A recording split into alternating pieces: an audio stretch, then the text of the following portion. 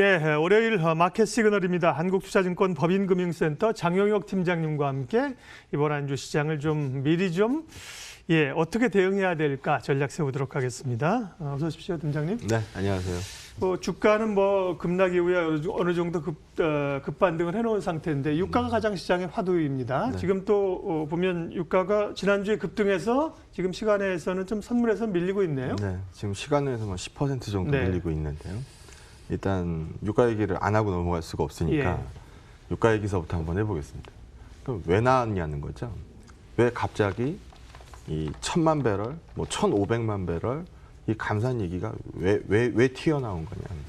사실 이 감산 목표 1000만 배럴, 1500만 배럴까지도 필요 없고 1000만 배럴만 봐도 이 감산 목표치가 과도하게 높습니다. 그러니까 지난번에 사우디와 러시아의 감산 협의가 깨졌을 때 그때 주고받았던 감산 목표치가 얼마인지 혹시 알고 계십니까? 글쎄요. 적나 보죠, 이거보다도. 네. 150만 배럴입니다. 네. 그럼 150만 배럴 감산 협의를 하면서도 깨졌는데 네. 지금 갑자기 1,500만 배럴 얘기가 뛰어나온다? 이상하죠. 그럼 그거 나온 배경서부터 얘기를 해보자는 겁니다. 이제 조금 가물가물해졌을 수 있는데 주간 실업당 청구 건수가 2주 전에 320만 건인가 나왔죠. 네. 그리고 지난주에는 650만 네. 건이 나왔어요. 그러면 2주 동안에 1000만 건의 실업수당 청구 건수가 올라온 거죠. 사실 이거 그냥 놔뒀으면 시장에서 어마무시한 악재가 됐을 겁니다. 근데 지난주 금요일이죠. 매월 첫째 금요일에는 전월달에 실업률이 발표되니까 비농업 취업자 수가 발표가 되죠. 비농업 취업자 수 발표를 들어보니까 마이너스 70만이에요. 그러면은 이게 실업률은 또 4.4%가 나왔고요. 그럼 이것도 조사 시점까지 들어가서 보면 이게 3월 14일까지 조사한 거 4월 이 첫 주 금요일에 발표한 겁니다. 그럼 미 경제 셧다운은 3월 13일 날 나왔고요. 그러면 13일 날 셧다운을 발표하기 이전에 이미 비농업 취업자 수 이 일자리는 70만 건이 감소했다는 소리거든요. 그럼 셧다운 이후에 보나마나 더 엉망진창 나왔을 거고 아마 우리가 5월 첫째 주 금요일 날 듣게 될 미국의 실업률은 이거보다 월등히 높을 겁니다.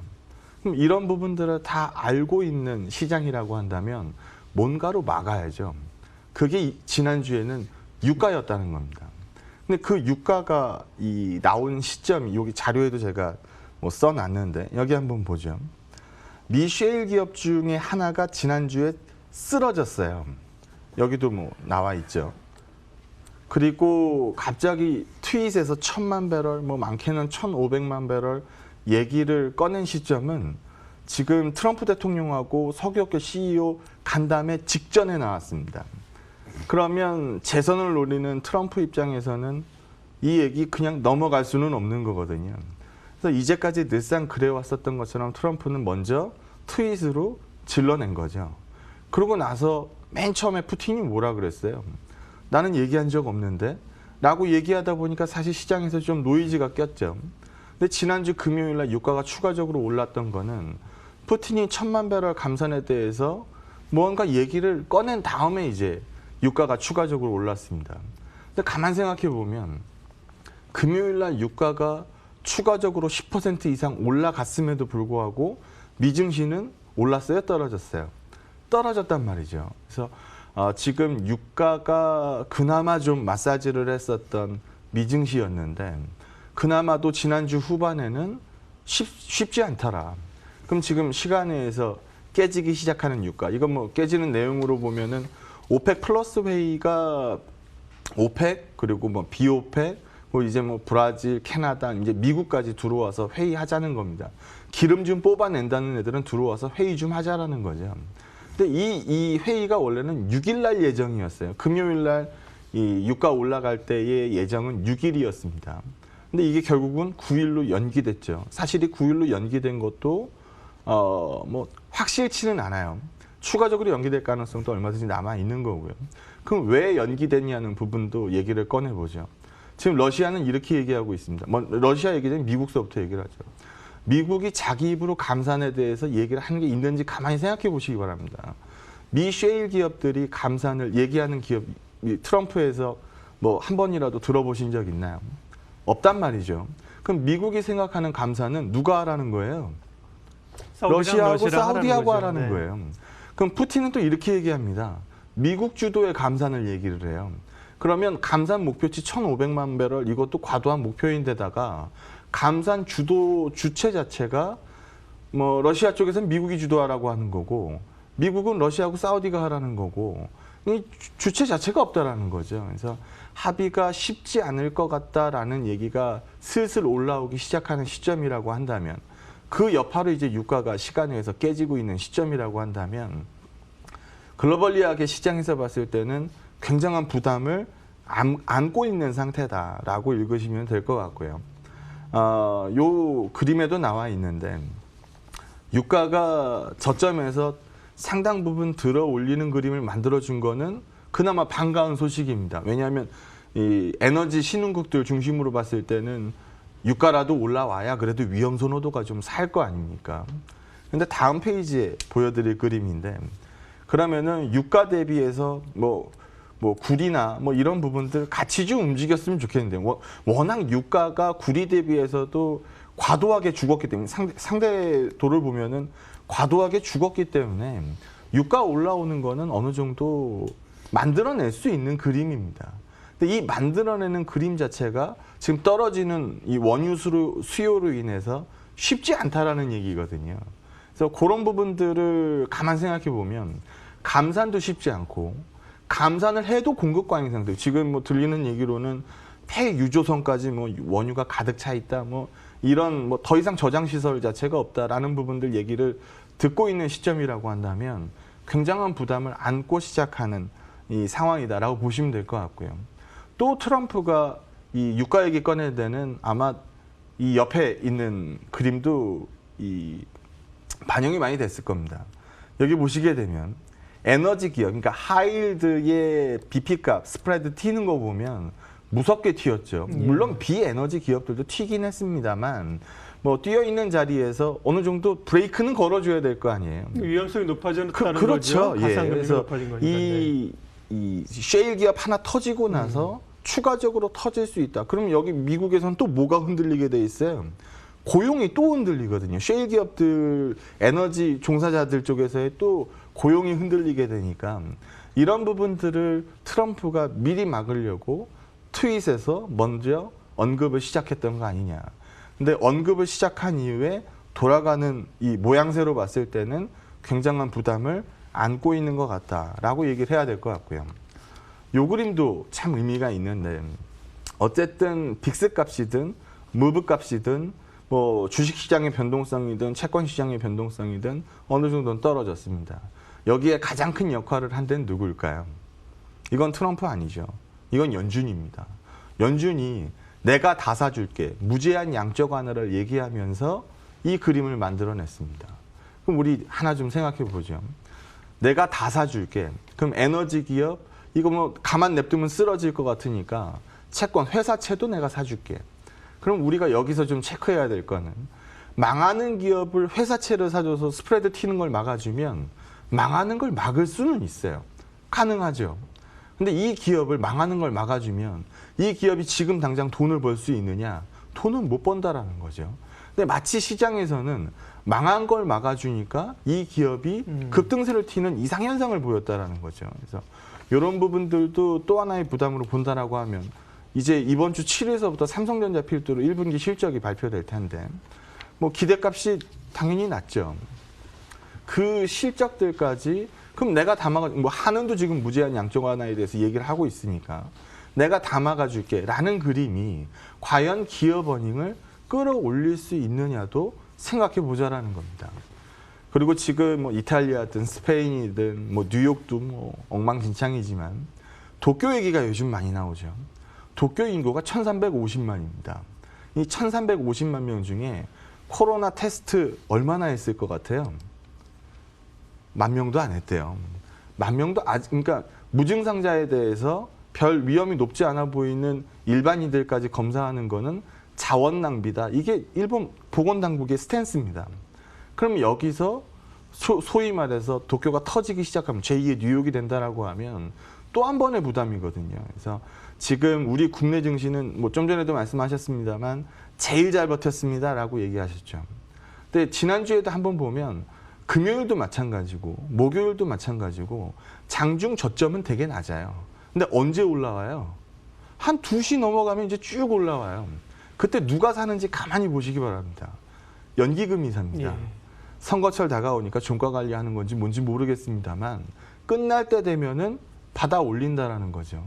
그러면 이게 무리하게 계속 1700 이상에다 묶고 있는 느낌을 강하게 받는 요즘 시장인데 뭐 오늘 시장도 그렇게 움직일 수 있습니다. 과연 이걸 얼마나 묶고 얼마나 시장에서 계속 컨트롤해 줄 수 있겠느냐라는 부분에 대해서는 조금 의구심을 갖고 쳐다보고 있는 상황이고요. 지난주에도 제가 1700 이상 포인트는 조금 부담스럽습니다라는 의견을 드렸는데 그 부분도 이번 주에 시각 이어가도록 하겠습니다. 2주 전만 하더라도 워낙 뭐 공포 심리가 컸잖아요. 이제 반등이 좀 나오고 한숨 돌리긴 했지만 예, 한숨 돌렸다는 게 안정권으로 접어든 건 아니라는 얘기를 하셨습니다. 그러면 이제 이후에 지표들을 계속 확인해야 되는 단계이고요. 기업 실적이 이제 1분기 실적이 나옵니다. 예, 지난해도 사실은 미중 무역 전쟁 때문에 안 좋은 상황이었잖아요. 그런데 이제 올해는 코로나의 이 타격이 이제 가해지는 거죠. 예, 실적 체크 포인트 좀 알려주세요. 일단 7일서부터 삼성전자가 포문을 네. 여니까 그 얘기서부터 한번 해보도록 하겠습니다. 박사님 보시기엔 어때요? 1분기 실적이. 1분기 실적이에요. 네. 좋을 건 없겠죠. 네. 뭐 YOY 값으로 보면은 네. 꽤 많이 터지겠죠. 예. 뭐 10% 이상 터질 네. 겁니다. 이 그림에도 그대로 나와 있는데요. 여기 한번 같이 보죠. 삼성전자를 제외하고 시장에서 터지는 걸로 보니까 뭐 이번 1분기 실적이 한 12% 정도 YOY 값으로 박살날 것 같습니다. 연간으로 봐도 뭐 마이너스 한 11% 정도 터질 것 같습니다. 뭐 소위 말해서 올해는 좀 어렵겠네요. 라고 얘기를 하고 있죠. 근데 옆에 삼성전자하고 SK 하이닉스 추정치 한번 보죠. 예. 1분기는 이 정도 터질 것 같아요. 그런데 연간으로 보면 안 터질 것 같습니다. 그러면은 뭐 두 가지로 해석할 수 있겠죠. 그럼 나머지 기업은 죽으라는 거냐? 이거 아니면은 삼성전자, SK 하이닉스에 너무 낙관 편향적인 이 어닝 예측이 들어갔을 수도 있죠. 우리가 여기에 낙관적인 어닝 예측을 하는 이유는 뭐예요? 최근 코로나가 터졌는데도 디램 고정거래가 보니까 꺾이지 않고 올라가더라라는 거거든요. 근데 이 수요 예측이라는 건 굉장히 무의미하거든요. 그러니까 어느 정도 재고 축적을 하는 과정에서 나올 수는 있어도 이게 수요가 지속적으로 뒷받침이 돼야 이제 가격이 만들어지는 건데 과연 그 부분에 대해서 만약에 낙관적으로 편향했다라고 한다면 이 또한 부담이라는 거죠. 그래서 옆 그림에서도 보는 것처럼 추정치 빠지는 속도가 소위 말해서 장난이 아닌데 과연 이 그림하에서 우리 대한민국 시가총액 1, 2 우리 대한민국 어닝을 끌고 가는 기업 삼성전자, SK 하이닉스에서 어닝 예치가 만약에 이제 조정이 좀 내려온다라고 하면 이 부분에 대한 부담은 시장이 고스란히 질 거라는 거죠. 그래서 이런 부분들도 이번 1분기 삼성전자 실적에서 한번 지켜봐야 될 요인이라고 보고 있고요. 요거 한번 보면 지금 성장률 컨센서스 한번 보시죠. 지금 선진국으로 봤을 때는 0.85 찍습니다. 근데 이게 코로나가 또 장기화된다라고 하면은 사실 이거보다 더 낮아지겠죠. 지금 뭐 미국 역선장 얘기하는 시각들이 뭐 워낙 크니까요. 우리 대한민국도 역선장 얘기하고 있는 상황입니다. 근데 신흥국들은 어때요? 3% 정도 뭐 얘기하고 있어요. 이거 유가 부진이 지속적으로 이어지거나 아니면은 원자재 쪽에서의 수요 감소가 지속적으로 언급이 되면 더 떨어질 수 있는 가이던스입니다. 그러면은 실물 경기 타격이 뭐 일단은 지금 눈에 보이고 있는 거고 우리 지금 컨센으로는 하반기 때는 좋아질 거예요. 상반기 때는 좀 어렵겠지만 예. 2분기까지는 어려워도 3분기, 4분기에는 기대하고 있는 거죠. 뭐 예. 어마무시하게 튈 겁니다. 라는 얘기를 하고 있지만 그게 만약에 안 된다라고 한다면 가이던스의 추가 하향이 불가피하게 필요하다라는 거고요. 옆에 그림이 의미하는 바가 꽤 큰데 뭐 우리 시장도 뭐 마찬가지 그림이 되겠습니다만 리치 인덱스가 지난주에 좀 뛰어 올라왔습니다. 이유가 뭘까요? MBS 사주니까 그렇죠. 시장에서 리스크 터질 거를 다 이제 막아주고 있다라는 거예요. 근데 매월 1일 날, 그러니까 4월으로 봤으면은 4월 1일이었겠죠. 미국에서는 매월 1일이 렌트료를 납입하는 날이래요. 근데 뉴욕에서는 40% 정도가 렌트료를 못 냈다라는 보도가 나오기 시작합니다. 그러면 상업용 부동산의 가장 큰 가치는 뭐예요? 가장 큰 가치는 뭐겠습니까? 상업용 부동산의 임대료죠. 예. 공실 없고 임대료 세면 그 상업용 부동산은 가치가 있다라는 거거든요. 근데 지금 나오는 뉴스는 공실까지는 아니더라도 임대료가 안 들어오고 있고, 그러면 숏이 좀 길어지면은 빠지는 가게가 나올 거고, 이런 부분들은 리치 입장에서 봤을 때는 굉장한 부담입니다. 근데 인덱스는 올랐죠. 왜? MBS 사주니까. 시장에서 매입을 찍어주니까. 돈을 풀어줬으니까. 이런 부분들이 초반에는 먹힙니다. 근데 이게 좀 길어지면 안 먹힐 수 있다는 거죠. 그래서 이런 부분들도 또 하나의 부담. 그리고 우리가 마치 이건 제가 과거에서 한번 보여드렸던, 방송에서 보여드렸던 그림인데, 패닉 셀링이 나옵니다. 이때는 이거 이러다 진짜 큰일 나는 거 아니야? 뭐 괜찮아. 우리 뭐 시장 깨지는 거 한두 번 봐. 그러다가 이땐 진짜 뭐 패닉이 나오죠. 그리고 나서 우리는 마치 지금 V턴을 생각하고 있는 것 같아요. 근데 과거에도 보면 이 실망이 나오고 나서 등락이 나오는 게 정상입니다. 근데 마치 우리는 지금 1700 넘어가 있으니까 1800이 손에 잡힐 것 같은 이 뷰들을 얘기하기 시작하는 거고, 옆 그림에서도 보여드렸던 그림인데 초반에는 같이 빠지죠. 오히려 코스피가 S&P보다 더 빠집니다. 하지만 코스피의 별명이 있잖아요. 한 번도 비싸 본 적 없는 시장, 언제나 싼 시장입니다. 그러다 보니까 어느 정도 빠지다 보면은 더 안 밀릴 거야 라는 얘기가 나오죠. 하지만 S&P는 비싸 본 적 있는 시장이거든요. 그래서 진바닥은 S&P가 더 빠지고 난 다음에 만들어지게 됩니다. 근데 지금 미증시가 저점 대비해서 S&P가 좀 들어 올려놨었죠. 그 이후에 지금 아직 빠지는 그림이 안 나왔거든요. 이 그림 이후에 우리가 이제는 저점을 잡아봅시다라는 의견을 말씀드릴 수는 있을 것 같은데, 지금 여기서 V로 돌리기에는 돌아가는 뉴스들이 다 부진한데 유일하게 하나 좋은 거는 돈 풀어줄게, 내가 다 사줄게 라는 거거든요. 근데 이게 마지막 등락까지도 무시할 만큼 과연 호재가 될 수 있을 거냐, V를 만들어낼 수 있는 재료가 될 수 있을 거냐, 이 부분에 대해서는 분명히 고민이 필요합니다. 특히 지난주 후반에서 우리가 뚜렷하게 그런 그림들을 봤거든요. 일본 증시 깨져요. 뭐 중국 증시는 뭐 미리 깨졌으니까 요즘 뭐 제일 강한 시장이죠. 뭐 나스닥 선물 깨지고 있어요. 그래도 우리 대한민국 코스피 종가는 올라오더라는 거죠. 이런 부분들을 아이 좋다라고 읽을 게 아니고, 이런 부분들을 이거 왜 나오는 거지? 이거 좀 부담 아닌가? 라는 쪽으로 읽어볼 수 있는 시장. 왜냐하면 지금 여기서 급등을 생각하시는 분들은 없잖아요. 여기서 추가로 뛰어가지고 뭐 1800, 1900 이렇게 읽으시는 분들은 없잖아요. 그럼 여기서 업사이드는 제한적인데 여기서 한 번 터지면 부담이라는 거죠. 그래서 그런 부분들을 확률적으로 계산을 해서 내가 올랐을 때 기대 수익률 얼마, 지금 여기서 까졌을 때 한 번 까지면 꽤 많이 깨질 것 같다라고 읽는다라고 하면 과연 지금 배팅을 할 때인가 아니면은 좀 보수적으로 봐야 될 건가 라는 부분에 대해서 의견을 내리기가 좀 더 쉬워지지 않을까라고 생각합니다. 네. 삼성전자하고 SK하이닉스하고 지난해 사실은 감익폭이 이익이 많이 줄었잖아요. 그게 지난해 전체 상장사를 끌어내린 거잖아요. 네. 네. 삼성전자 하이닉스가 워낙 그동안 잘했기 때문에 올해는 삼성전자 하이닉스가 다른 상장사에 비해서 그래도 좀 괜찮을 걸로 보이니까 이게 하반기 정말 시장의 예측대로 맞아준다고 하면 그 효과가 있을 거죠. 그렇죠. 근데 그것도 그렇게 낙관적으로만 볼 것이냐, 그걸 이제 확인해야 된다는 말씀이시고요.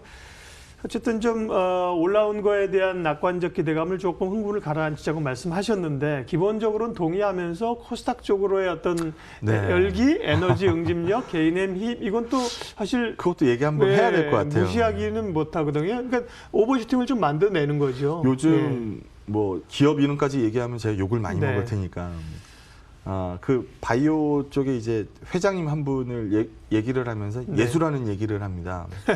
왜 그러냐면 말로 고친다는 거죠. 음. 네, 안증뱅이도 일어나게 네. 하는 것처럼. 예.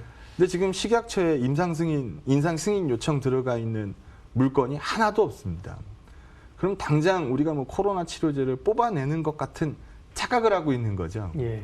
근데 실제로 그게 아니라는 거는 모두 다 알고 있어요. 모두 다 알고 있는데 시장에서 이렇게 생각하는 것 같습니다. 코로나가 더 퍼져도 바이오한테 이익. 왜? 치료약에 대한 기대값이 올라올 테니까. 그러면 코로나 데이터가 떨어져도 호재. 왜? 시장이 안정세를 띌 거니까. 그럼 우리 뭐 워낙 많이 바이오들이 많이 빠졌으니까 여기서 한번 트레이딩을 해보자. 지금 바깥으로 돌아다니면 살 것도 별로 없잖아. 이 논리거든요. 근데 여기에 또 과도하게 쏠리다 보면 코스닥 시장의 주도력의 가장 큰 업종은 바이오 업종입니다. 그러다 보니까 거래소는 서 있는데 코스닥은 올라가는 그림이 지속적으로 나오게 되죠. 이런 그림들이 계속해서 이제 언밸런스를 만들어내는 거죠. 그래서 과도하게 차는 거는 부족한 것만 못한 법입니다. 그래서 우리가 이제 향후에서 이제 코스닥 시장 볼 때 정말 코스닥의 어닝 기업들이 올라오는 건지 시총 상위에 있는 아니면은 기대값에 의거한 바이오가 올라오는 건지 이 부분을 좀 면밀히 체크를 해서 이게 진짜 올라오는 거다라고 생각되면 이제 배팅해도 상관없겠습니다만 그렇지 않다라고 하면 이것도 좀 부담이 좀 커지는 거 아닌가라고 시각을 네. 읽을 필요도 있지 않은가라고 생각합니다. 엄청난 개인 투자자들의 자금이 증시로 들어오는 걸 보면서 팀장님도 마찬가지겠습니다만 우리는 기대 반 걱정 반 그러면서 이 자금들이 들어와서 돈을 버는 경험들을 좀 가져야 된다. 또 터지고 나가면 그렇죠. 금융시장에 대해서 패닉을 가질 것이라고 얘기하는데요. 그 자금들은 부디 좋아하는 삼성전자를 필두해서 우량주를 좀 길게 사셨으면 하는 바람들이고 단타로 이렇게 핫한 종목으로 가지 않았으면 합니다. 예, 네. 전략 마무리해 주십시오. 네, 네. 뭐 지난주하고 똑같이 1,700 이상의 제가 사실 방송에서도 뭐 오래 보셨겠습니다만 네. 저는 굉장히 강세론자인데 예. 제가 뭐 약세론 들어간 지 꽤 됐죠. 2000 깨지면서부터 제가 약세론 불렀으니까 지금 꽤 오랜 기간 약세론을 부르고 있습니다. 지속해서 밀린다라는 게 아니고 좀 보수적으로 봐도 크게 네. 안 깨질 것 같다. 그리고 기회는 충분히 있을 수 먹을 있다. 먹을 룸이 커 보이지 않으면 여기에 무리한 베팅을 때리는 거는 좀 부담인 것 같다라는 의견으로 말씀드리는 거니까요. 1,700 이상에서 계속 롱 포지션을 외치기에는 좀 부담스러운 지표들이 많다라고 이해해 주시면 될 것 같습니다. 예, 그 말은 이제 또 꽤 큰 변동성, 기간이 언질는지 진폭이 어느 정도 나올지 모르겠으나 그런 또 기회가 된다고 오면 네. 분명히 팀장님께서 네. 말씀을 시그널을 주실 겁니다. 장영혁의 마켓 시그널 한국투자증권 장영혁 팀장님 함께했습니다. 수고하셨습니다. 네, 고맙습니다.